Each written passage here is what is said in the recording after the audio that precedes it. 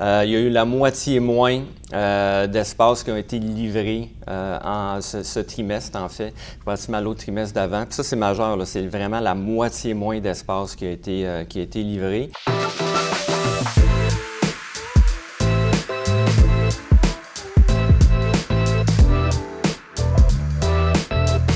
Bonjour à tous, c'est Cédric Gagné, courtier immobilier chez PMML, spécialisé en industriel. Voici un bref survol de qu'est-ce qui se passe en fait en industriel depuis dans le dernier trimestre.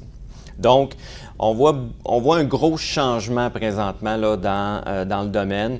Le taux d'inoccupation et de disponibilité a augmenté le dernier trimestre, quelque chose qu'on n'a pas vu là, depuis quand même quelques trimestres. Et pour une première fois depuis 2020, le taux d'absorption est négatif. Ça, c'est quand même assez majeur.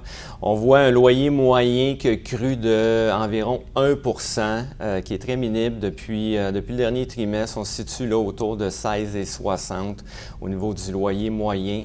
Là, je parle dans la région de Montréal, mais ça se reflète quand même là, partout au Québec, là, cette tendance-là.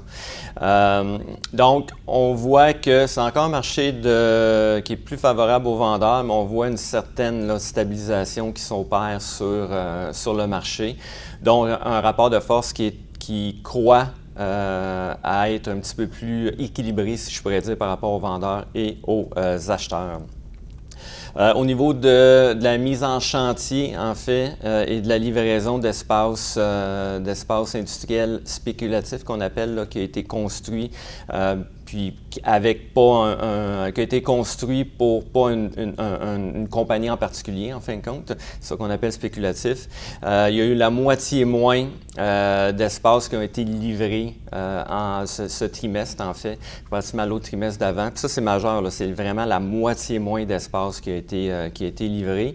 Et il y a eu beaucoup moins aussi de mise en chantier là, par rapport à l'immobilier spéculatif. Et la majorité, présentement, des nouvelles constructions se passe sur la Rive-Sud, en fait.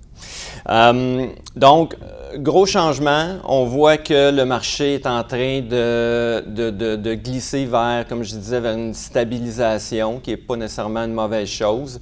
Il y a une stabilisation des loyers, une stabilisation des prix aussi. La demande est encore présente, mais il y a beaucoup de pieds carrés aussi, là.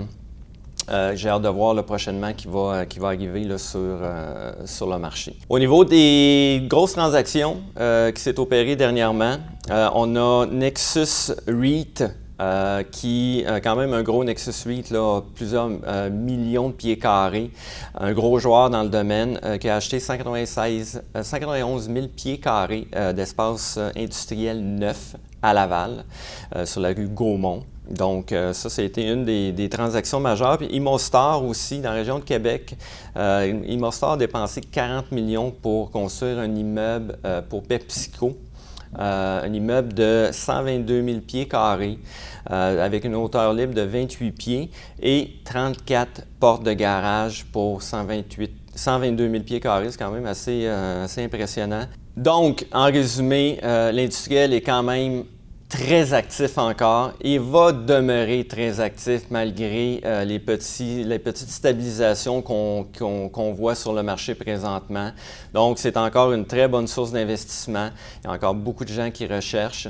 Donc, voilà, ça reste la classe d'actifs qui est la plus active, si je pourrais dire, au Québec présentement. Donc, si vous voulez plus de renseignements, juste à communiquer avec moi, Cédric, PMML.